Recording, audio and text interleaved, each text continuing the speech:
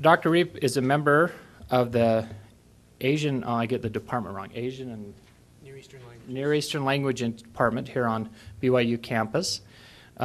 He specializes in modern contemporary Chinese literature, film, and culture. Prior to joining us here at BYU, he taught at UCLA, California State University at East Bay, and the University of California, Davis, where he was a postdoc fellow. He's lived for more than 7 years in Taiwan as a missionary, as a Rotary International Foundation Ambassador Fellowship recipient, and as a Fulbright research assistant, or research fellow, sorry. From 1996 until 99, he worked for the church in the translation department, and he is now working for us, teaching Chinese literature. He received his BA in Chinese and Political Economy from the University of California, Berkeley, UC Berkeley, and his MA and PhD in East Asian Languages and Cultures in Chinese Literature from the University of California, Los Angeles, UCLA. And then as we were just talking, we realized that we share something in common. We both serve sister missions, and not many of you are going to know what we're talking about, but if you want to come and talk to us, there was a time period about 20 years ago when we were missionaries that the church shortened missions to 18 months, and there's just very few of us that happened to, and we happen to be then that same category. And it says a lot for someone like Stephen that he was able to take what would be a typically shorter mission period and expand that to become a career. We're grateful to have him today, and I'll turn the time over to him.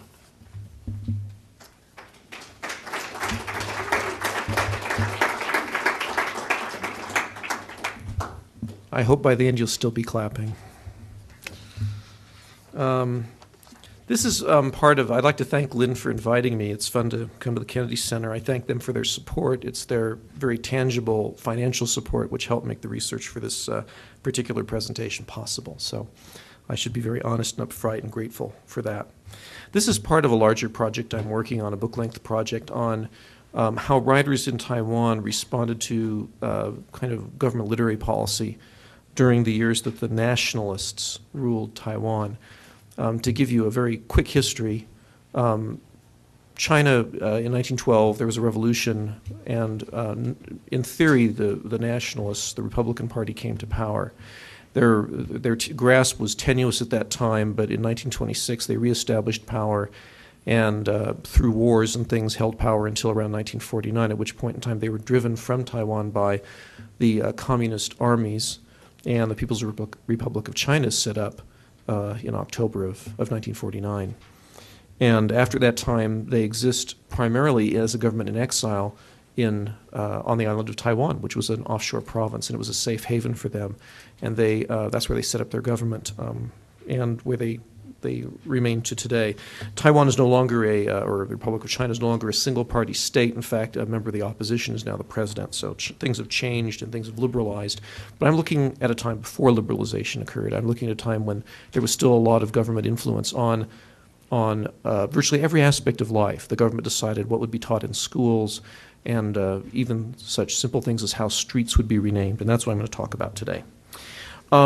After the nationalists arrived in Taiwan in 1949, they had a challenge. They had a variety of different peoples living in Taiwan from different ethnicities. They had the indigenous peoples, sometimes called in the old days the Aborigines, somewhat like the Native Americans, who are actually Austronesian. They probably have more in common culturally and linguistically with the people of the Philippines.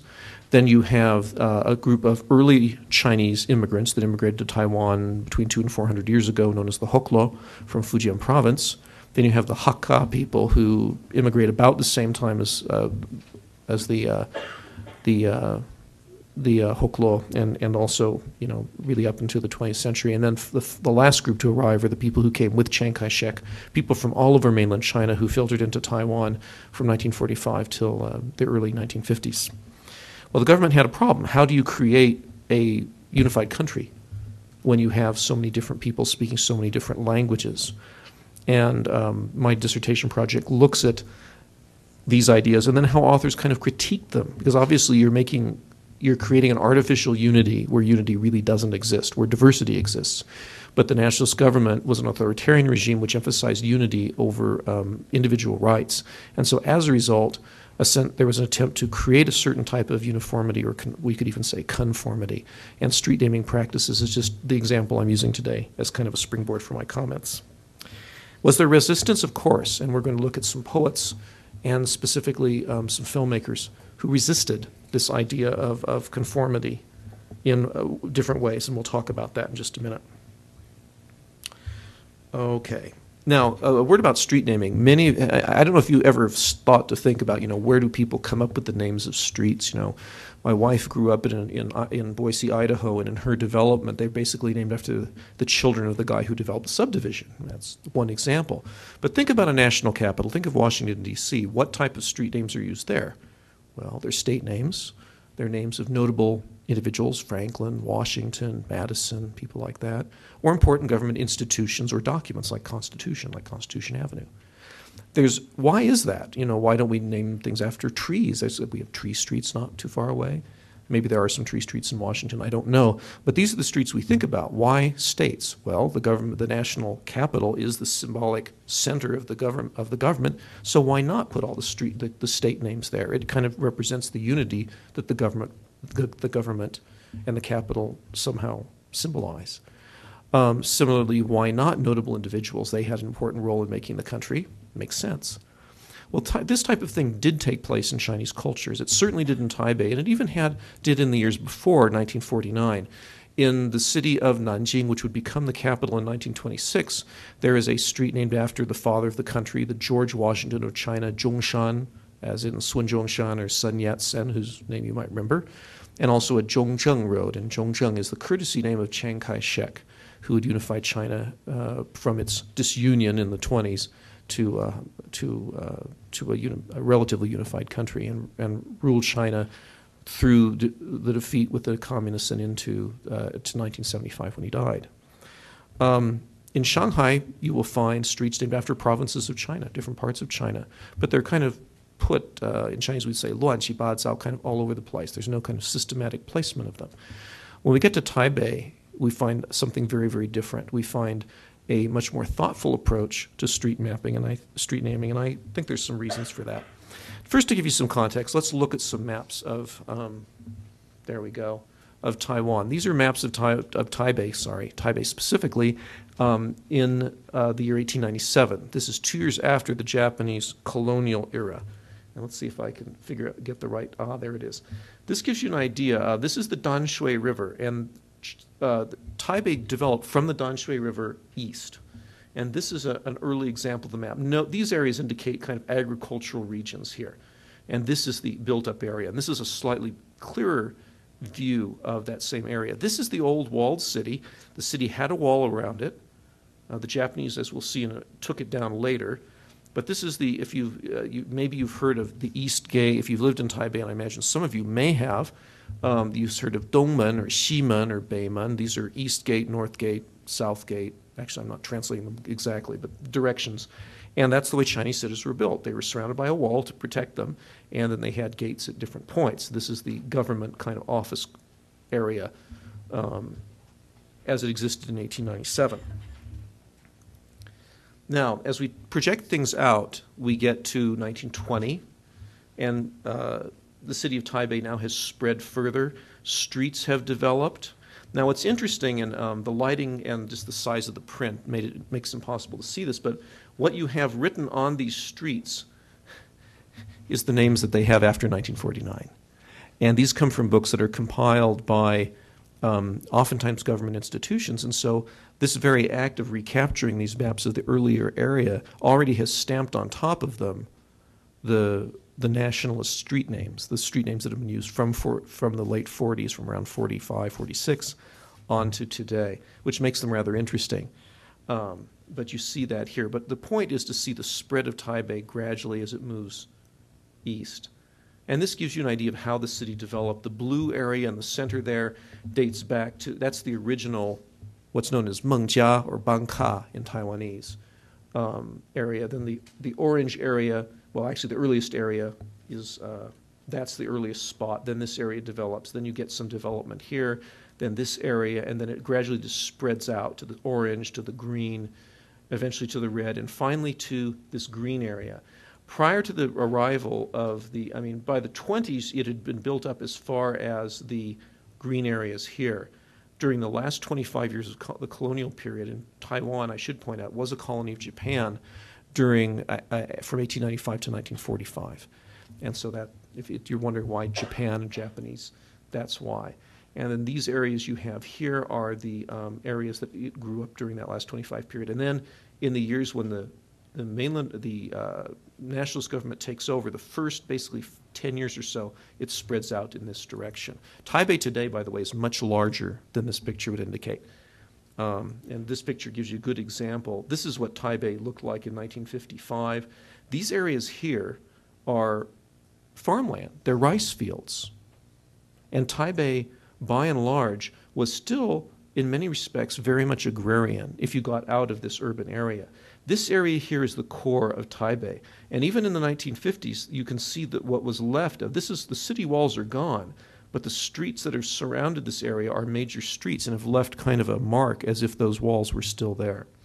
But this is the area that was the center of Taipei as the colonial capital and would become the center of Taipei as the capital of under the nationalists. But you still have a lot of rural areas here and an airport here. What's important to note is that, and part of what comes out of this developments is that towards the end of during World War II, Taipei was bombed and parts of the area were destroyed. And that created kind of a canvas, you could say, on which the nationalist government could begin building and, of course, renaming streets.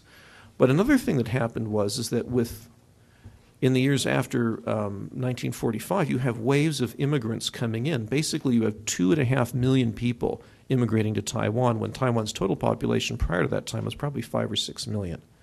This is instant immigration, instant growth, and that fuels the development of Taipei and all areas and all cities in Taiwan, so that there's suddenly very, very rapid development.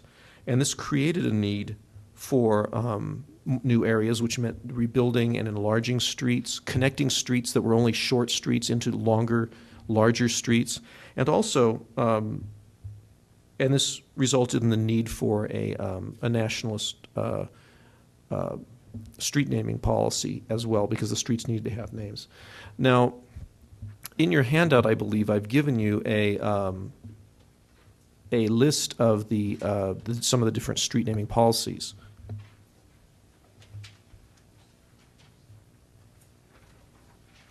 And if you look at the street naming policies and strategies, you'll notice there that basically all the streets that had Japanese names had to be renamed as soon as possible. And the type of names they could get were names that displayed the spirit of the Chinese ethnos, or promulgated key government political things like the teachings of Sun Yat-sen, or commemorated great people of the nation, such as Sun Yat-sen or Chiang Kai-shek, or conformed to local geography. Now, basically, there are 4 key principles that were used, as I've discovered them, that kind of spin out of these philosophies. The first is that the nationalist government chose to name streets after political luminaries and heroes. Second, they named places after spots in the China that had been lost, this lost national territory, which they recovered by renaming things after different places in China. Third, that there was government policies and historical events that they wanted people to know about. And finally, core nationalist virtues and values. Now, 2 of the key luminaries we've talked about already, Sun Yat-sen, the father of the country, and Chiang Kai-shek, the unifier who would lead basically the Republican government from 1926 to 1975. Now, they become the 2 key individuals and their names are given to the 2 major streets. Sun Yat-sen's name is given to the north and south running street that's marked on the map in yellow here, and it goes all the way up nowadays into far northern Taipei. But this is named after Sun Yat-sen, and this street here was named after Chiang Kai-shek. And these streets are significant because the north and south running Sun Yat-sen Street divides all streets into east and west sections. Streets west of it are called such and such West Road, streets to the east of it such and such East Road. And similarly, the street named after Chiang Kai-shek, the red one here running horizontally, east and west, streets running north and south of it were named such and such North Street or such and such South Street, and that remains in place to today. And the policy that was used at the time was then the government would then take these street names and then use the areas around them, take with the streets surrounding these areas, and rename them after different places in China. So, for example, to give you an idea, well, first one other point, other people of significance to the government also had streets named after them. So you have Lin Sun, who was an official under the Nanjing government, Jiang Weishui, a war hero, and Franklin Roosevelt, interestingly enough. Franklin Roosevelt was a very heavy supporter of China during World War II and was a personal friend. He and his wife were personal friends of, or he and Chiang Kai-shek and his wife were personal friends of Franklin Roosevelt. And so they named a street after him as well. That's also a major street. Any rate, what's interesting is if you go to the northwestern part of Taipei, which is Datong district today, and look at street names, you'll find a lot of street names which look, interestingly enough, like street names in China, in northwestern part of China. So, for example, you have Dunhuang, which is in Gansu province, Ningxia, Jiuquan, Chang'an, Liangzhou. All those places are places in northwestern China, and they've been mapped onto northwestern Taipei. And you can see them here in the yellow. The yellow represents the various prominent street names or place names from China. The red here signifies former national capitals, which were also used as major streets. Nanjing Road, the capital from 1926 to 1937, and again from 46 to 49. And this is Chongqing Road. Chungking, famous for its dried noodles, if you like frozen microwavable food. It comes from the wartime capital name of Chongqing, and that's the name of this street here, which runs north and south. The blue streets are named after policies that Sun Yat-sen implemented. At any rate, you can take this through all the different parts of Taipei. For example, you can move on to the southwestern part of Taipei, to Wanhua District. Wanhua District has in it a predominant number of streets named after parts of southwestern China, Chengdu in Sichuan Province, Xizang, Tibet, Xining in Qinghai Province, and so on. And you can see those again. All the streets in yellow are places named after spots in southwestern China. Similarly, if you go to the northeastern part of Old Taipei, that is the Taipei where things were centralized back in the 50s when this was going on, you have streets. This district is named after Sun Yat-sen, for example. And the streets here are places that you'd find in the northeast, mostly Manchuria, places like Jilin, Changchun, Liaoning, Longjiang, and so on. Again, they're written in yellow here. Again, these are streets named after prominent individuals. In this case, this is Lin Sun, the Republican official, and this is Zhongshan Sun Yat-sen Road. And this street here is named after the former wartime capital, again, of Nanjing. So all the street names are connecting into China's own political and cultural past. And the same can be done for the southwest in this case here. This is Chiang Kai-shek District, Zhongzheng District. So Chiang Kai-shek, Sun Yat-sen, their names come up over and over again. Now, so this gives you an idea of what the grid system works. Now, as a result of this policy, approximate replication of the China mainland was mapped onto the streets of Taipei proper, the area demarcated by the 4 core districts. By so doing, the Nationalist Government did with street names what it could not do militarily. In other words, it symbolically retook China by placing it onto Taipei and naming the streets after it. The absences of mainland place names elsewhere in Taipei is essential to the myth of a symbolic recovery and to a remapped Taipei as a simulacrum of China as it should be had the Nationalists won the war and unified China. In other words, this remapping is kind of like an imitation China. It's not the real thing, but it kind of is the real thing in a certain sense because it implied what the government hoped would happen. Now, what's interesting is that as people were going around Taipei, they were negotiating all these place names. So it's as if every day you went through Taipei and all these names came to your mind. And interestingly enough, at this very same time, it was not uncommon to read in the newspaper and hear on the radio weather reports for all over China, even though the only part that the government actually ruled was Taiwan. And, the representatives, people serving in the government, in theory, were people who had been elected in these places. in 1947 and 48. And those election results remained in place until the 70s and 80s, really until the 80s, when they began to hold new elections. And they decided, well, they couldn't keep this myth of a unified China alive, and so they began, electing people from Taiwan rather than having people from some place in China. What would happen is, as a representative died, they'd basically pick the person who'd lost the election or the second place candidate and then put them in to the position. In some cases, I actually taught English to a woman whose husband had been elected as an official 40 years ago, and she'd taken over the seat. So this is in Taiwan was just gradually taking baby steps towards democracy at this time. So it was a very, very different world. Well, there's some other aspects of politics that show up in street mapping, and I just like to look at them very quickly. One is that the presence of various historical events and policies, which you see listed there. The Republican Revolution, the Xinhai Revolution, that's a major street in Taipei, as are things tied to Sun Yat-sen and Chiang Kai-shek. And finally, core nationalist values. And many of these come from Confucianism, interestingly enough. In the post-49 period, the PRC attacked Chinese tradition and tried to eliminate tradition as much as possible. What happened in the case of Taiwan was that they embraced tradition, and so Confucian values became part of the core values of the nationalist government. Any rate, renaming streets was a political act, and that's the point I'm hoping to make here. And now we're going to move on to the literary portion, which is how the writers responded to all this. Given these naming practices, negotiating the streets of Taipei became an exercise in moral education and political indoctrination. Not only did you have to travel across a reunited China, you also passed by the names of key leaders and their policies to refresh your knowledge of the proper virtues an ROC citizen, or Republic of China citizen, should possess. Traveling around Taipei was not a meaningless or politically neutral act, at least as intended by those who established street naming policy. The resulting names were too freighted with political significance.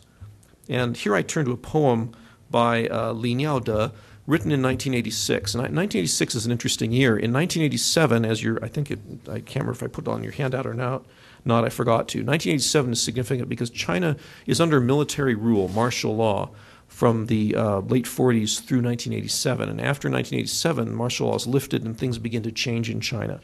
This was written 1 year before that.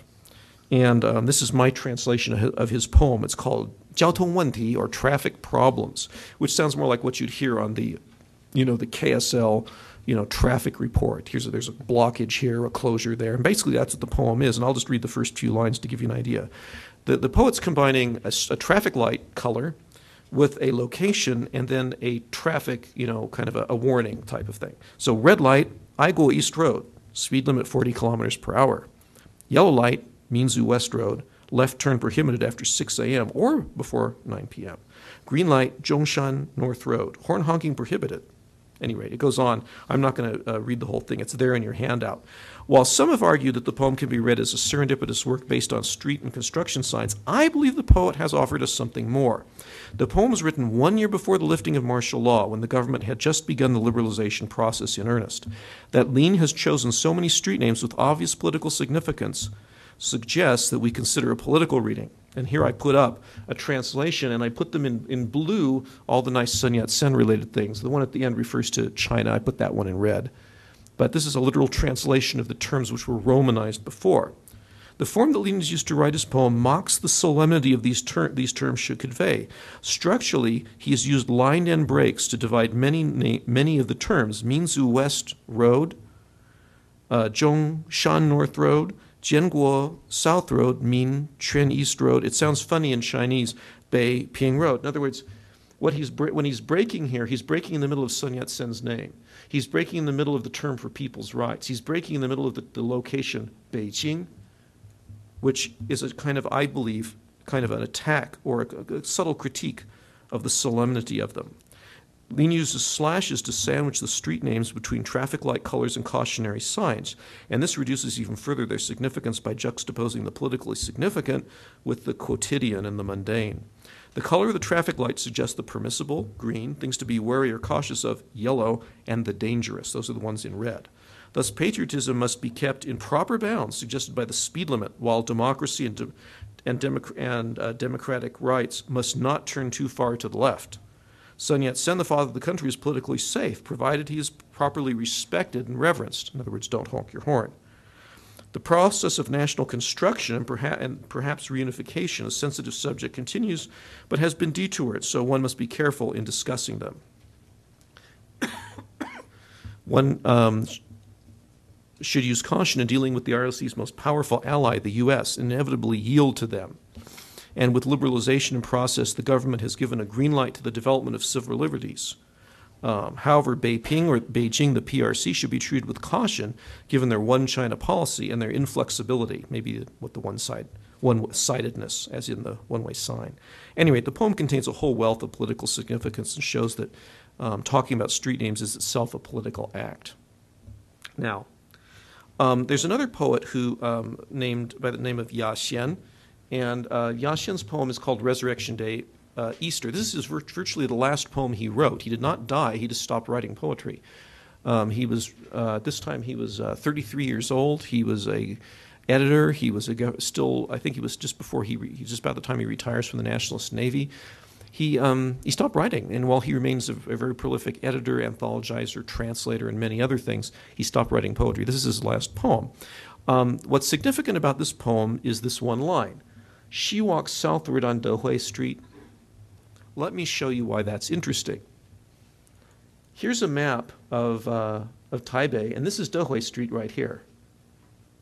This is north, this is east and west. What do we notice about the poem? You cannot walk south on Dehui Street. It's not possible.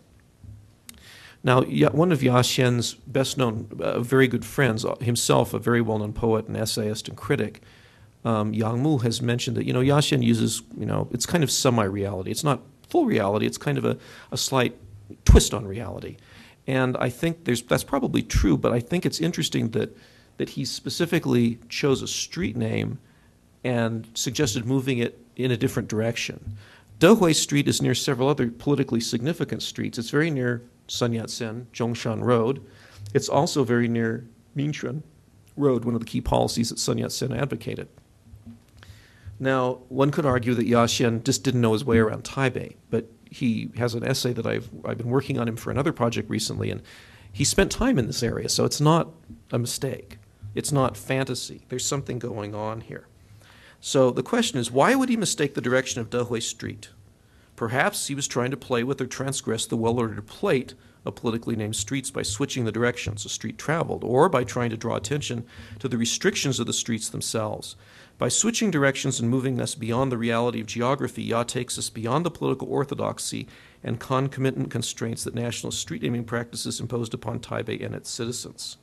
In an age of political absolutes such vagueness and playfulness that he uses here opens up a new creative space in an otherwise planned and politically overdetermined city. At this point, I'm going to turn to film, and I'm going to, I'd like to introduce, depending on time, probably one or two films. The first film I'm looking at is a film called Super Citizen Ko, or 超级大国民. Literally, it means super national citizen, I guess, if you want to translate it literally. This film was released in 1995, and it's an interesting film because it looks back at a time in Taiwan's past that was suppressed. Among the things the Nationalist government did was in the 1940s and early 1950s was to basically stifle any kind of critique. So the first campaign was to eliminate basically the Taiwanese intelligentsia, and this wiped out somewhere between 10 and 20,000 people killed. Between 10 and 20,000 people were killed. That's basically what happened. The White Terror followed, and that was a movement against anybody who was politically progressive, anybody who advocated for Taiwan's independence, but more importantly, anybody who advocated for anything that was even remotely socialist or communist. You could be arrested if you've read Marx in a class you've taken. You would be qualified for arrest and imprisonment for 15 years, or if you organized the reading group and promulgated ideas, you could be executed summarily after a military trial. This film looks at that period. It looks back on this period that has largely been forgotten. In an early scene in the film, we see the protagonist, an old man who was in prison for 15 years. And then after he got out of prison, he checked himself into a convalescent hospital and stayed for another 15 years. And he has just left the convalescent hospital, returned to his daughter's home, and for the first time in 30 years, he goes back out on the streets of Taipei. Now, about this time, the film opens in 1995. In 1994, a new skyscraper opened an observation deck, and it was the first time that people were able to actually go up an observation deck and look out over the city of Taipei. So what I'd like to do now is, why don't we go ahead and look at the clips. The clips will be as follows. There will be three. The first one will be of the man going up and looking out over the city of Taipei and revisiting some places he'd visited in the past. The second clip will be of him then going down to street level and using a map, going around and revisiting some of the old places he's seen. And then the third clip will be an example of it's included for some of the students that I have here in my senior seminar. It's a mainland reunification song that actually appears. It's documentary footage with the song in the background. So let's take a look.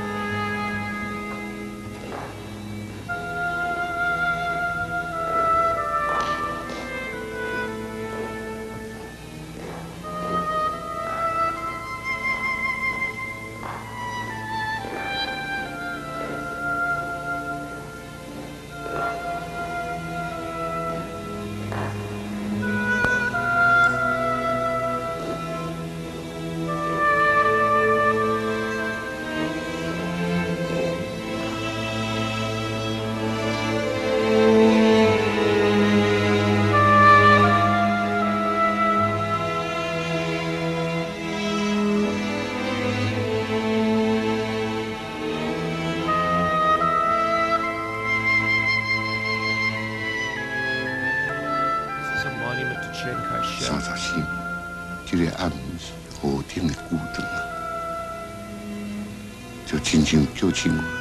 Now, he's saying in 1945, then his narrative basically describes what he would have seen from the same perspective in 1945 and compares it with what he's seeing today.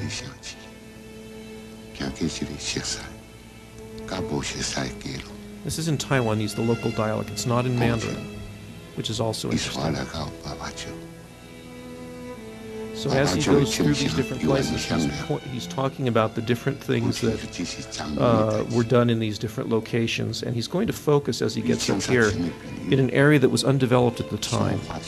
It's an area known as Machangdin, which is a Japanese term, actually. It's a term that was left still being used, undeveloped. It's now an area known as Youth Park. At the time, however, it was the site of where they actually took people to shoot them during the White Terror, where they were executed.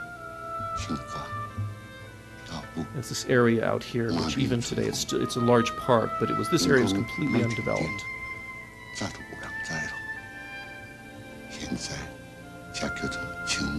He's saying in the past, this is where they executed people. Now it's called Youth Park, which is in itself just the juxtaposition of horror and kind of pleasure. Is ironic. Now, he's holding a picture of what used to be a temple, and this was one of the Taiwan Garrison Command headquarters. And now he looks up and sees what's located there now. This site of, imprisonment and torture. It's now a department store.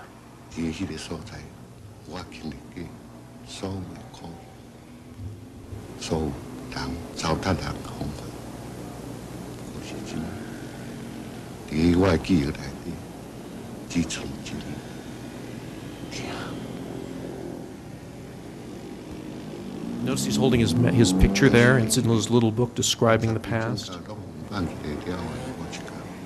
And it's ironic to him, because here he's seeing this place of commerce that he attaches to a very, very, horrific memory as he goes on. Notice that in the background we have that life insurance tower. Again, it's the place that by going up there, he's able to re-envision Taipei for us, not from the point of view of the present, but from the point of view of the past.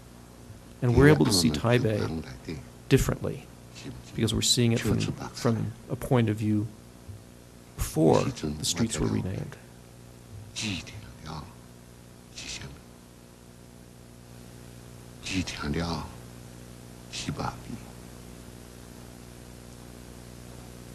He now gets in a taxi and is going down Zhongxiao East Road. Zhongxiao East Road was originally Chiang Kai-shek Street, but the numbers got so high, they had street numbers up in the hundreds. They couldn't divide it into sections because that would have been, Chiang Kai-shek was alive and it would have signified his death. So they renamed it. They took the old name away. You won't find it now. It's now known as Zhongxiao Street and Bada Street, Loyalty and Filial Piety Street, and Eight Virtues Street, the come from Confucian virtues. Here he's passing the Lai Sheraton Hotel and talking about how this is where a lot of the tortures and imprisonments also took place.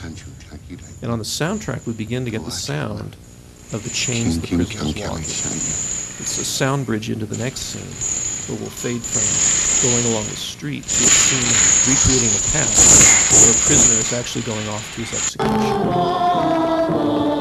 And this finally is the mainland reunification song. That's Chiang Kai-shek.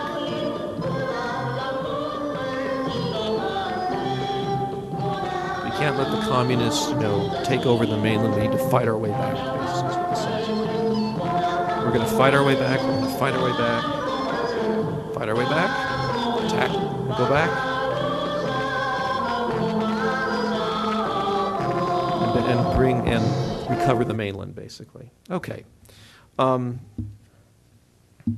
What I think this film does is it helps us and the viewers, and it came along at a time when, I should point out that this film came along at a time when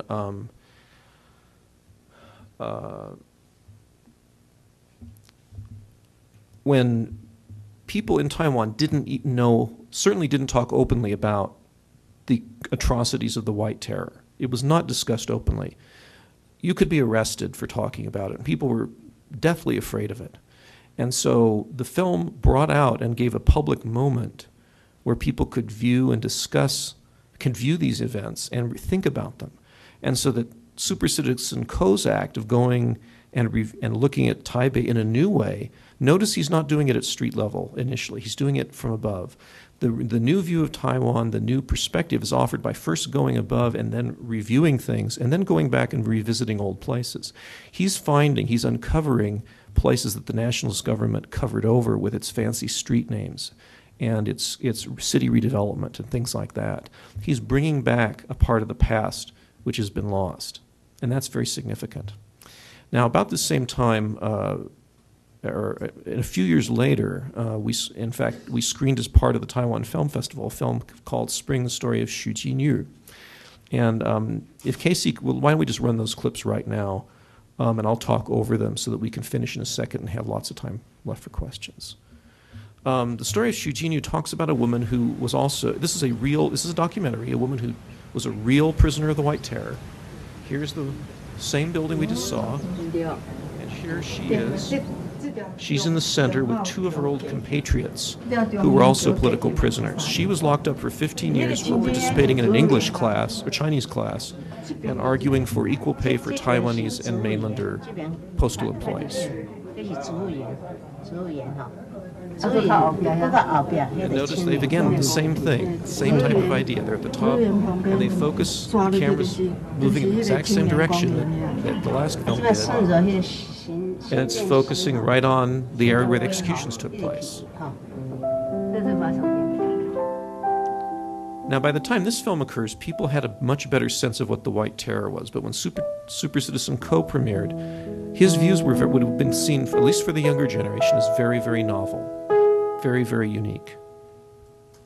This is her looking out. And now it's going to cut, as this scene fades out, we'll cut into a scene of her on a tourist bus. This is the Baisa, whatever it is, the White Tour, which literally means the White Terror Tour. And it's for people, most of the people on the buses, there are some younger people, but a lot of them were themselves victims of the White Terror. And again, the same references to the exact same places, the Lai Sheraton Hotel. And we're going to see her thinking about her own past. There's a map. See, part of it is looking at the map, remembering where things were. Not where they are now, but where they were back then.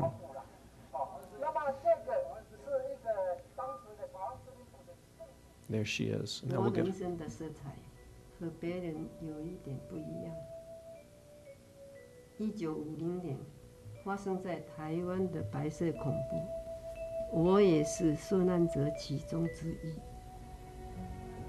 台湾光复后，国民政府来接收， This is the presidential mansion, the headquarters of the 反 government. 而来破坏，人民的生活更加痛苦。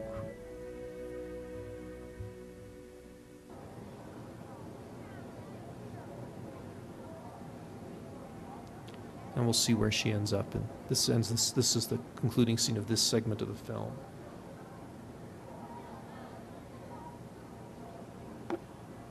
And I don't know if you can tell by the angle, we're at that exact same department store. So in a sense, this film is repeating what we saw in the first film. Except now through the point of view of, instead of a fictional film, this is actually a documentary. And so it's showing us what happened to a real person. And as we move from 95, as we move to the present, we've moved to a time when we can talk more openly about these events. And what the artists, all the artists have done, the writers, the filmmakers, is to try and recapture a part of Taiwan's past and remap Taipei by restoring things that the government suppressed. The street naming policy was very clear and political, but these artistic acts try and find a way of opening up a look at Taiwan's pre-renamed street past. I gave this paper at a conference about 3 weeks ago, and one of the commentators mentioned there's another work of fiction I've not been able to get a hold of yet by the Taiwanese author Zhu Tianxin that talks about a woman who goes back to Taiwan, and she has actually an old map from the Japanese colonial era, and she's going around Taipei using that to get around. So it's interesting how people are trying to find alternative maps to the space that the nationalist government has used. But anyway, let me leave things there. Thank you for your attention, and I'll be happy to answer any questions you have.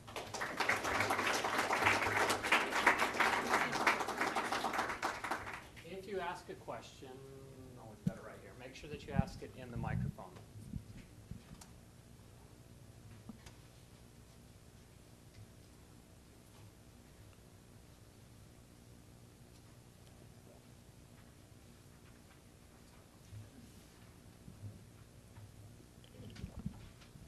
Was the nationalist government only ruthless to the indigenous people that you spoke of, like the Aborigines and the other previous people that immigrated from China hundreds of years before? Or were they also this way towards their own people who came over with Chiang Kai-shek? It's a very good question. The answer is they were, when it came, what are known as the February 28th incident, that sparked attacks that were specifically against the Taiwanese population. But the White Terror was very egalitarian. It didn't matter who was leftist. They went after anybody. So there were plenty of people from China who were locked up too. In fact, Xu Jinyu's English teacher was from China, and she was executed.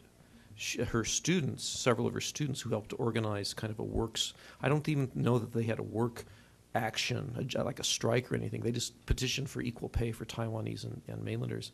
The mainlander teacher was executed, and Xu Jinyu was imprisoned for 15 years on an offshore island. There's a question in the back. Have you looked at what caused a lot of those older buildings to disappear? Was it a policy of later governments trying to erase the past of the White Terror and hide it, or was it actually just kind of circumstance that these things vanished over time as economic development occurred? It's probably more of the latter. I mean, I think economic development was probably fueled a lot of the changes. Taipei, when it was first became the national, they called it the provisional capital. The idea was the capital would eventually move back to China because the government's goal was to reunify China, and that was going to happen. But because they had all these immigrants coming in, they gradually went through, and the city went through a period of redevelopment, and so a lot of these buildings were torn out. Now, the government was actively promoting redevelopment, so it's a little hard to completely separate redevelopment and economic construction, which was nationalist policies, from, I don't know if it's willful or not, but it's a result of other aspects of nationalist policy, I guess. Steve, do you have a comment on the hodgepodge of Romanization and naming those streets? The joke is that if you drive down Taipei or on any street in Taiwan, you'll cross 8 or 10 intersections. It'll probably Romanize 8 or 10 different ways. This is the product of Taiwan's political past. You have the old Wei-Giles system. Then you have a new system that was developed, the Tongyong Pinyin system. Then you have kind of now they're using the mainland Pinyin system. Then you have the people who are doing the street signs don't speak. They don't read English. They don't read Romanization, and so you have mistakes. So. Yeah, it's a problem. In fact, the goal has been, and they keep changing Romanizations as the politics change. They come up with a new Romanization system that is going to standardize everything. But it's as you read, comments on listservs, people are still complaining that the streets still have all these different place names. I don't know how they'll erase it, but it's part of Taiwan's political history, I guess.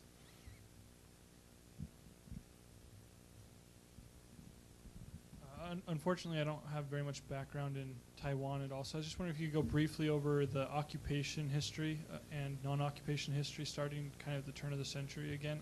You went over a little bit, but I kind of missed some of that, and kind of connect when the street names majorly changed, in relation to those. Okay, that's a good question. In 1895, as a result of the Chinese losing the war with Japan, one of the terms of the treaty that settles the war cedes Taiwan to Japan. At that point in time, street names began to change because the Japanese changed things according to their needs and contingencies. Then, as the Japanese, at the end of World War II, the Japanese are defeated. They return to Japan, and about 2 months. This is in August, and then in October, the nationalists, first wave of nationalist people come over, and it's within about a month of that. It's on November 17th that they have the first street naming thing, which is we got to get rid of the Japanese names in 2 months. So it really begins at the end of 1945. One of the most interesting street name changes occurs in October of 1946, and that is Chiang Kai-shek himself comes over to visit Taiwan. At this point in time, the civil war between the communists and the nationalists is still very early, and it's almost certain from their perspective that the nationalists will win. So he comes over just to check things out, and in his honor, the governor of Taiwan renames what used to be the imperial government headquarters, what is now known as the presidential mansion, Long Live Chiang Kai-shek, Long Live Kai-shek Hall. Long Live Chiang Kai-shek Hall. And the street in front of it is renamed Long Live Chiang Kai-shek Street. And so that's one of the most significant renamings. Now, it's interesting, if you've been to Taipei before, that street is no longer called Long Live CKS. It's called Katagalan Road, because in 1996, the mayor, who was then in the opposition party, who controls street naming privileges, said, we're going to rename it. And he did. And they named it after one of the indigenous people, the specific groups within the tribes of one group of indigenous people. And since that time, a few other streets. There's one other street, I think, in Songshan district that's been renamed after an indigenous group. And also the name, what used to be Wanhua Lu, is now called Bangka Lu, which is named after the original area for that, name for that area. My question kind of has to do with what you were just talking about. As Taiwan is moving more and more towards an independent policy, it's become more and more democratic and farther away from reunification. Do you foresee more street names being changed in the future? The problem is that when you rename streets, it's expensive because you have all these maps and people have business cards and all of that. I think it may happen. I don't know that they'll ever completely rename the city. I think part of it, it's a reminder of what people have been through now. I think it's lost some of it. It's lost a lot of its nationalist edge now that the nationalists don't control everything. I would guess there'd be some street naming. I would guess that it's not going to be kind of a wholesale renaming. Maybe kind of like a symbolic renaming of certain things that people just can't stand or feel should be changed. One more question.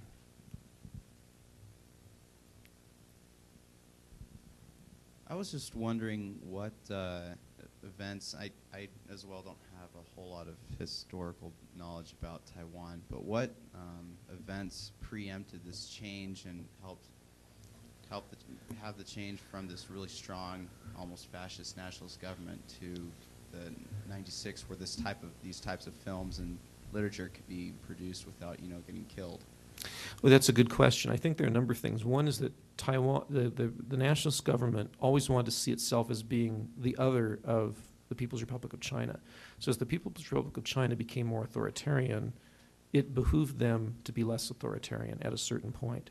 The other thing is that they relied on U.S. aid throughout the 50s and 60s, and the U.S. government spent, basically the U.S. helped rebuild Taiwan and helped provide military support as well, and advisors and experts on all aspects of things, government scholarships, Fulbright grants, you name it.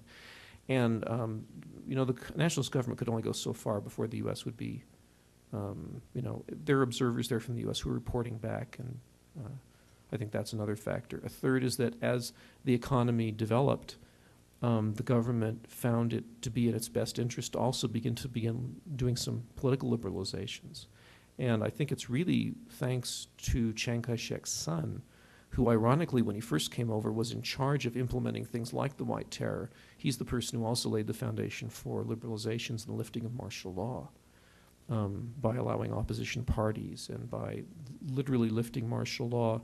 With 6 months before he died, I was living in Taiwan. At this time, I went there on a Rotary Club grant and got there in August, which was like within weeks of the lifting of martial law, and he passed away in January, and it was a very, very interesting event. But after that, suddenly writers, if we talk about literature, writers from China, popular writers in China, their works were banned in Taiwan until 1988, and that's when, and suddenly they became, you could buy them on the street, and before that you bought them in little dingy alleys. You bought these horrible Xerox versions from Hong Kong secretly just a few weeks before. So it was really quite an interesting change. Thank you so much for coming.